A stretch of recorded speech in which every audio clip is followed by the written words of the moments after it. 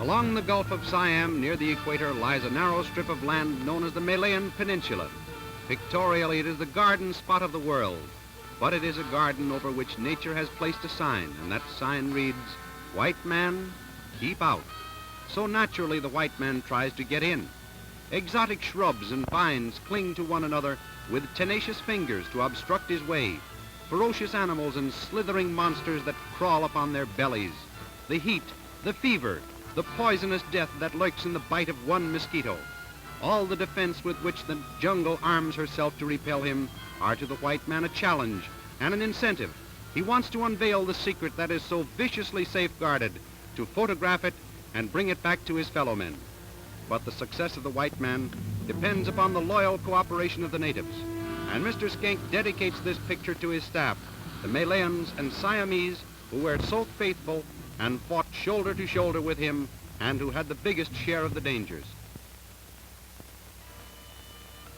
This photoplay is authentic in its locale and real in its action. In its making, we owed much to the assistance and aid given by His Highness, the Sultan of Perak, Saralang Iskandar Shah, Raja Razman, and Siamese advisor, Persat Sukum.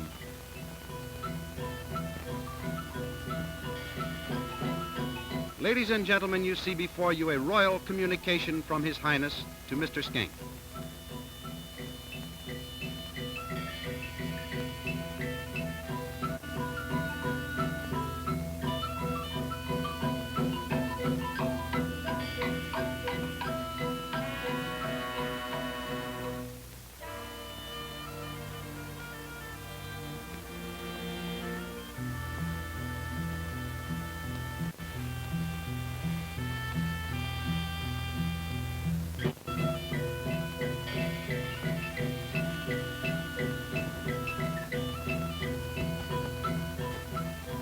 His Highness, Sultan of Perak, FMS, Saralang Iskandar Shah.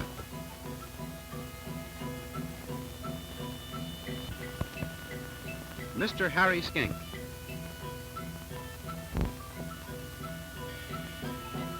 When after weeks of preparation we were ready to start upon our journey into the jungle, His Highness the Sultan graciously came out to wish us good luck. For the first time in his life, he consented to be photographed by a picture camera.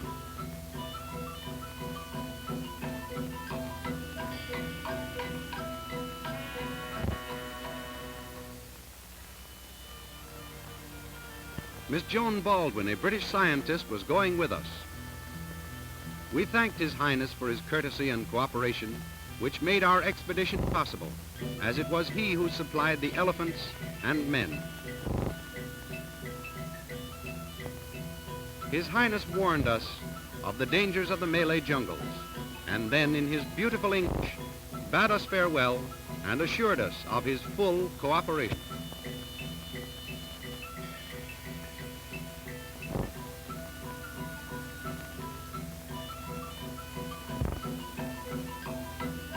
Captain Lindsay Veers, British attaché at the Sultan's court and aide-de-camp to His Highness, introduced us to Badre Tambo, who was in charge of our elephant train.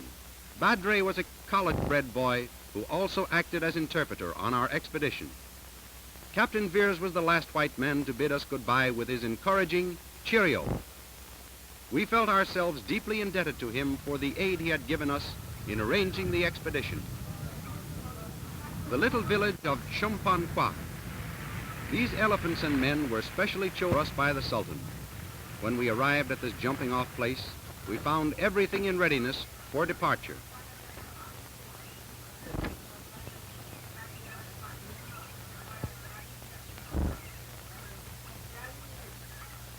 Ali, a native boy, was all smiles as he met his master for the first time. Your maid, madame. This little convent-bred girl, a beauty of her race, answered to the name of Bee. Beware with those eyes. The servant problem solved, Badre then introduced us to our #1 gunner, Captain Nancy, the best shot in the East. Our #1 native.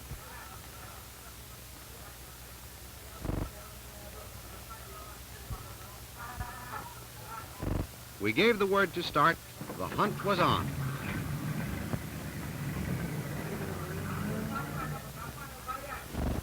Kau punya orang dulu. Lalu ambil 200 depan kita. Dulu tu gajah nombor 1. Jalan lekas-lekas sikit.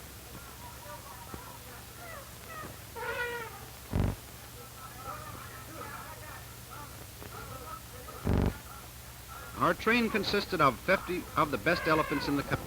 These animals are the passenger trains of the jungle. Their burdens are all human ones.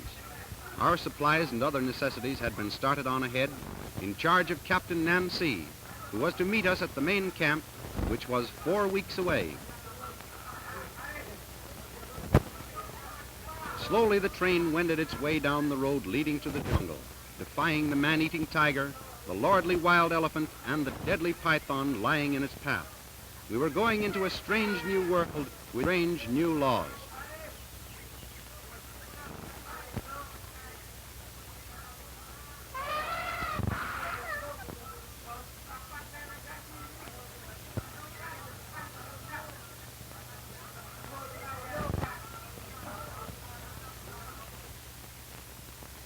The main wagon train had started 2 weeks ahead of us and were taking the roundabout and safer route.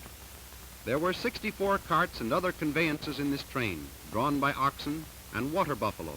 The little fellows are oxen, the long horns are the buffalo. This train followed the horsemen who were a considerable distance ahead of them. The country here was comparatively tame. The wagons averaged 300 to 500 pound load. Just off this road, the jungle starts. The thoroughfare can aptly be named a highway to hell. Here is the first river crossing encountered by the wagon train. The captain warned the drivers, if the oxen went too low in the water, to tilt their heads up to the carts, also to beware of crocodiles.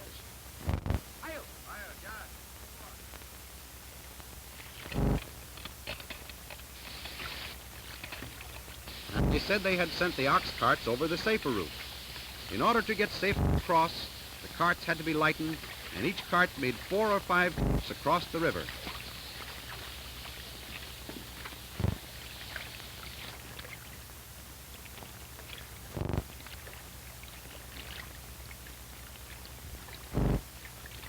This could hardly be termed the very latest thing in ferry boats.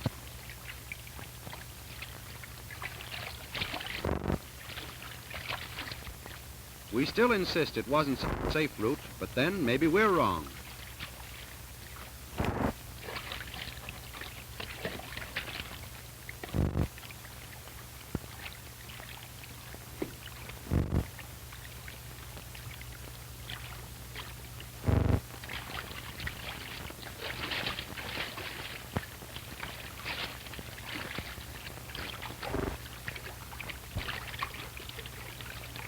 Well, they made it.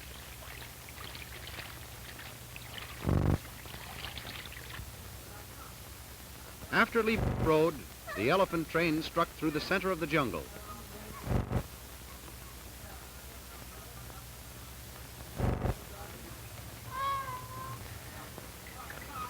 Here's a jungle scout ready to cry a warning, while other busy sentinels started climbing to higher perches for better observation.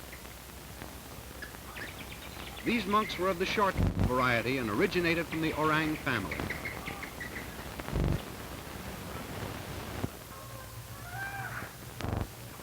This looks like one of those contented valleys one reads about in myth ads.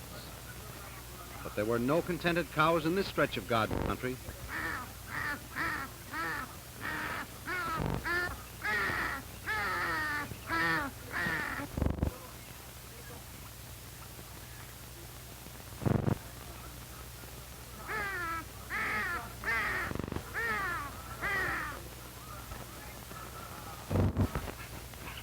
An anteater with a luncheon date.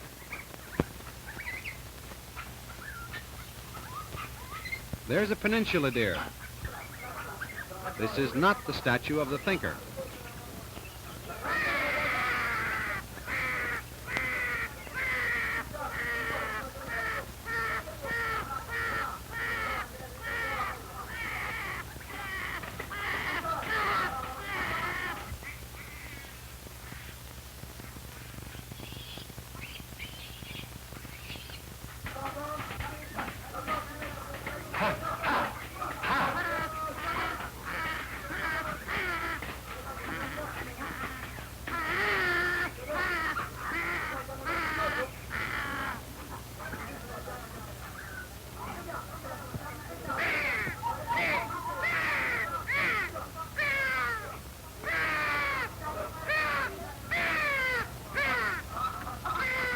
A white gibbon. That's too bad. It looks like this baby will be sitting on a hand organ pretty soon.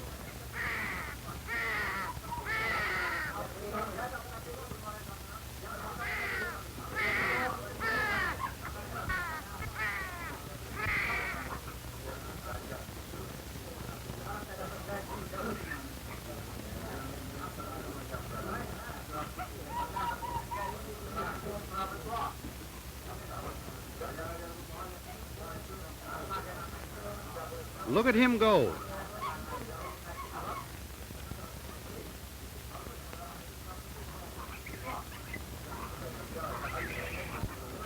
Monkey business just ahead.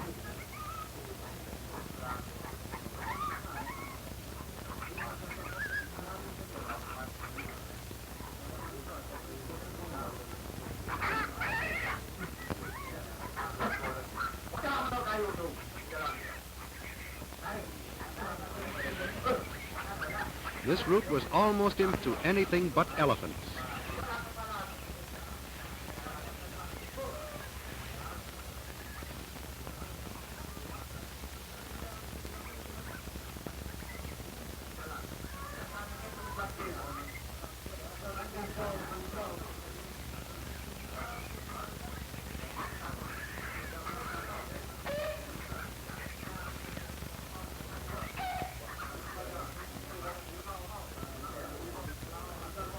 Bats, hundreds of them.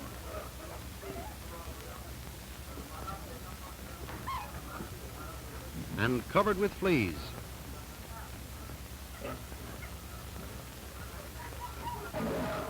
Oh no, not our leading man, but our first star.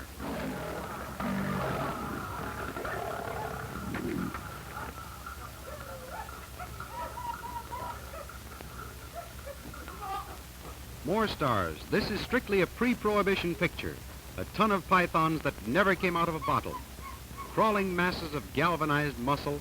They're jungle's most ruthless killers. They were ever present. We never knew when they would attack. The repulsive creatures swallow their victims whole, sometimes stretching their gaping jaws to 9 or 10 times their normal size. They are the real jungle terror.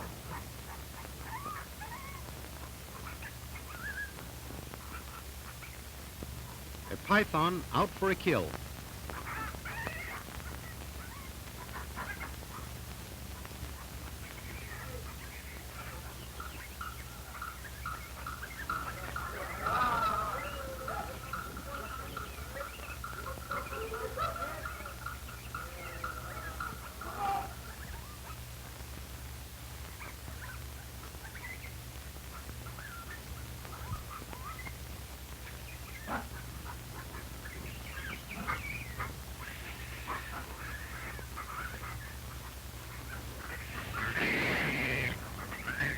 Just one of life's tragedies as they take place in the jungle.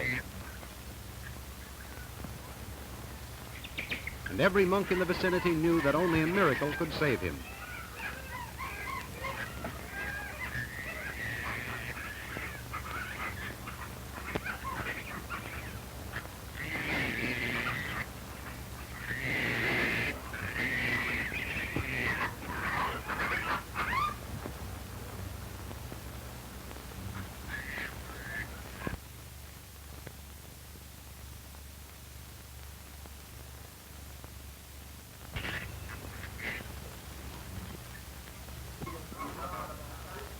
We arrived at our main camp to find that Captain Nancy had preceded us and, as per schedule, had everything ready for our reception. We had been traveling for 2 weeks, during which time we had been constantly fighting the malaria mosquitoes, which are more dangerous to human life than the tiger or leopard. This camp was in the heart of the tiger country, and it was necessary to be constantly on guard lest leopards, tigers, and panthers devour our bullocks and Chinese ponies.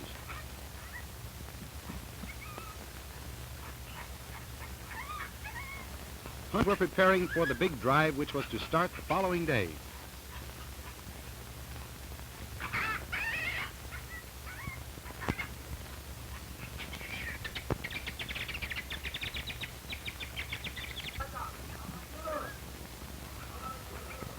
Other native hunters were kept busy supplying us with fresh meat.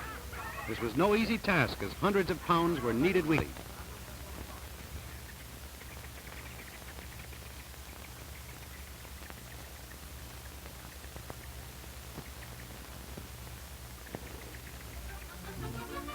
From the time the trip began, this baby elephant had never left its mother's side. He was having a dickens of a time.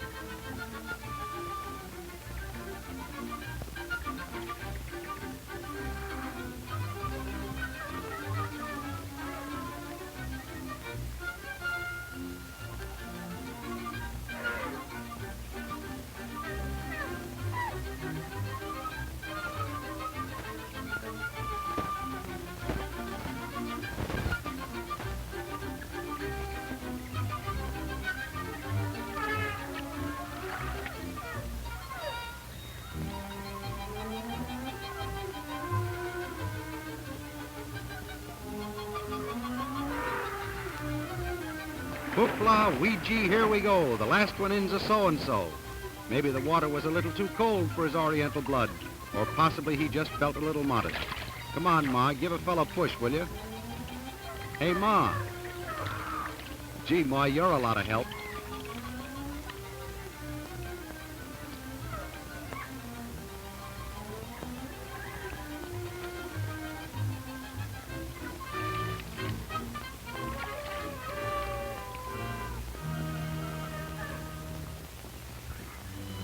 Jungle or no jungle, this fellow Dan Cupid manages to get around most everywhere. Boy and a girl, she was saying no, no, no. The still black mantle of the jungle had spread itself. Dangerous things were creeping in the gloomy shadows, but they could not affect this boy and girl. He was telling her of the cute little thatched cottage he would build for her. These two young souls, brought together for the first time on this trip, were finding one another. Love was being born.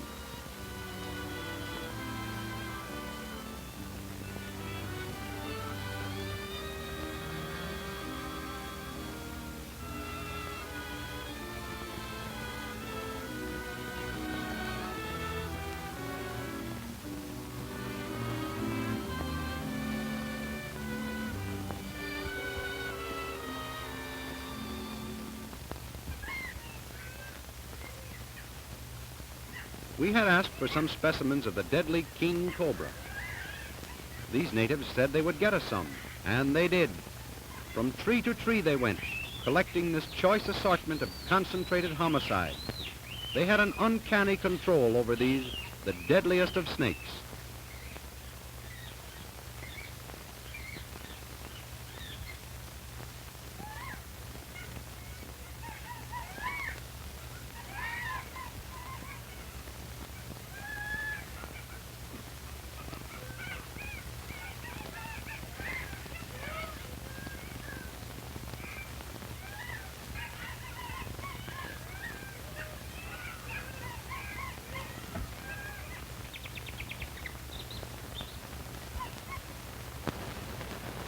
Snake in the grass.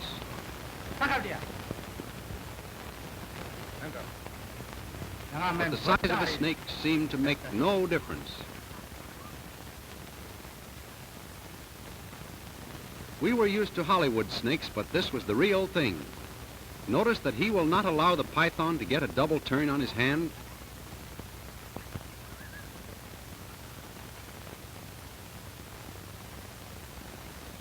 Mr. Schenck gave orders to keep the python, but not in his tent. Wild beasts are not the only danger of the jungle. Even hardened natives have fallen victims of the fatal jungle fever. Its symptoms are somewhat like those of our influenza. Miss Baldwin was the first to be taken ill, and in the excitement we didn't realize her danger. But she was too good a sport to give in.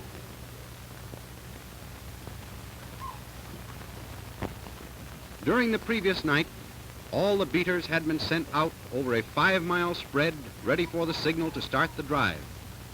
Our cameras had been cleverly camouflaged behind screens of shrubbery. Photographers had secured themselves to platforms in high trees. When the signal was given, the 5-mile-wide circle of beaters started to converge toward our cameras. Every animal within the circle was driven toward us. The hunt was on. It was not a hunt to kill. The gunners were instructed to use their weapons only for the defense of themselves and cameramen. With this sort of noise, no wonder the animals were on the move.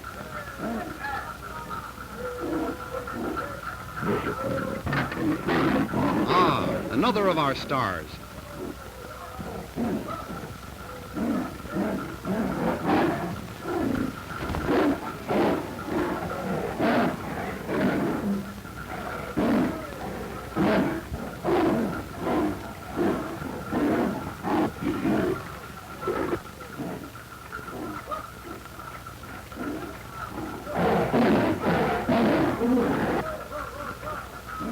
Step by step, we made our way through to our other cameras.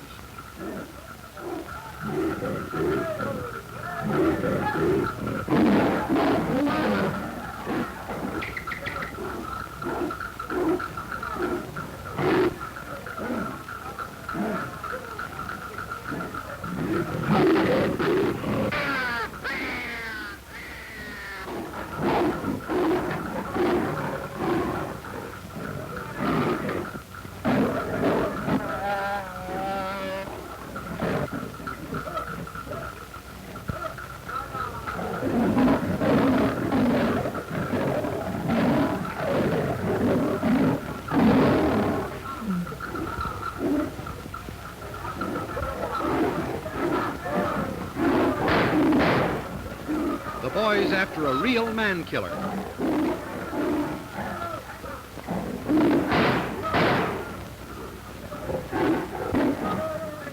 He had killed a native and was doomed to die. It is the custom of the jungle to spear any animal that has killed a hunter. What a rug this fellow made. But wanton killing was not the object of the expedition. They did it simply to survive.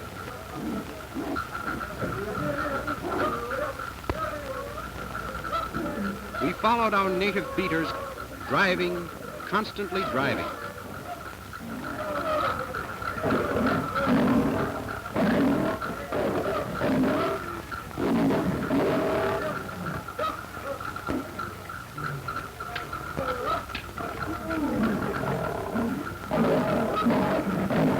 Who said a tiger won't climb a tree?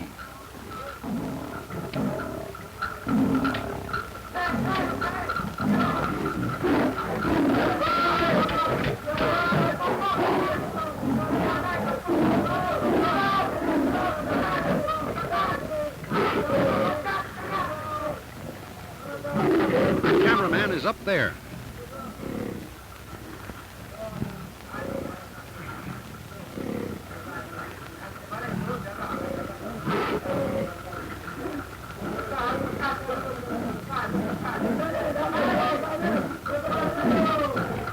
But the cameraman didn't come. It was too good a spot for pictures.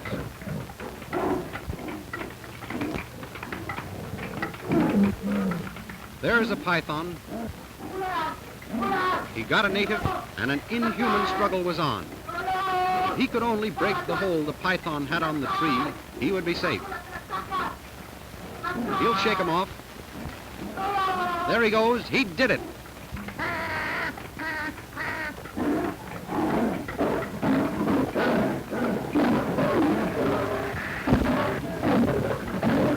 These boys decided to move their camera to a better spot. They were building a foliage screen for themselves, but there's no protection against a spotted death like this. We told you he was the best shot in the East. Look, it's still breathing. If you think you're a good shot, the jungle is where you find out, because if you miss, you'll never live to tell it.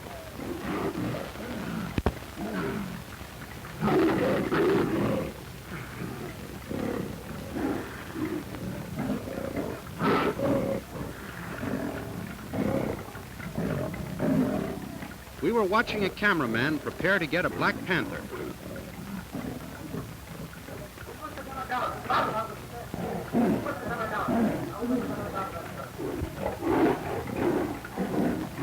There he is, the most treacherous and hateful thing that lives.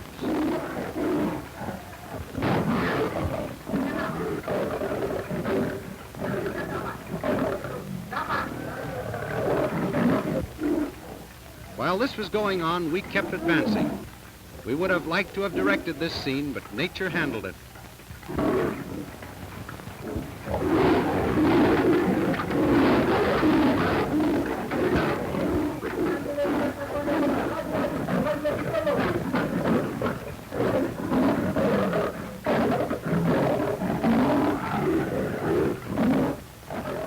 Boy, this is going to be good. Watch. He had to do it that way. The leopard was coming at him.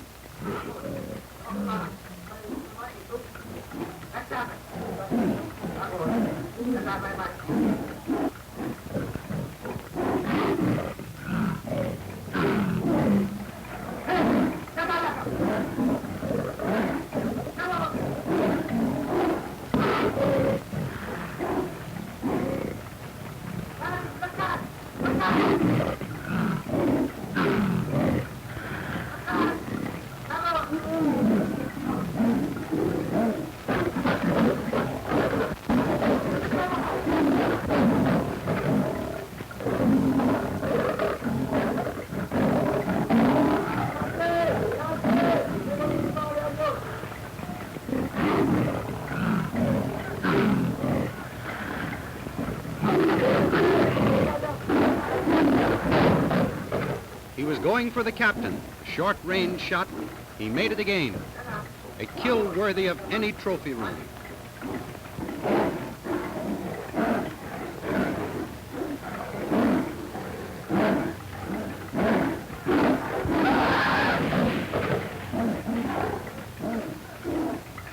The captain rushed to his friend's side, but the man was badly clawed and injured and had to be removed to the rear for treatment. We almost had to establish a hospital that day.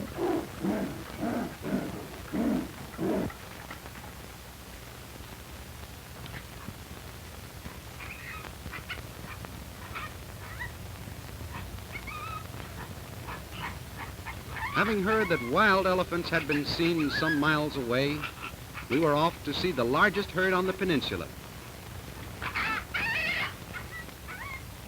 It was necessary to keep our elephant train a few miles away from the wild herd, as we were afraid they might revert to the primitive.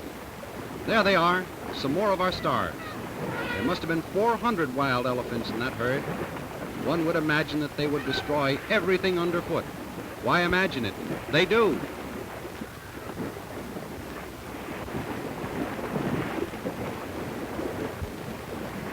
The entire valley below us was filled with elephants, one of the rarest sights upon which a hunter can gaze.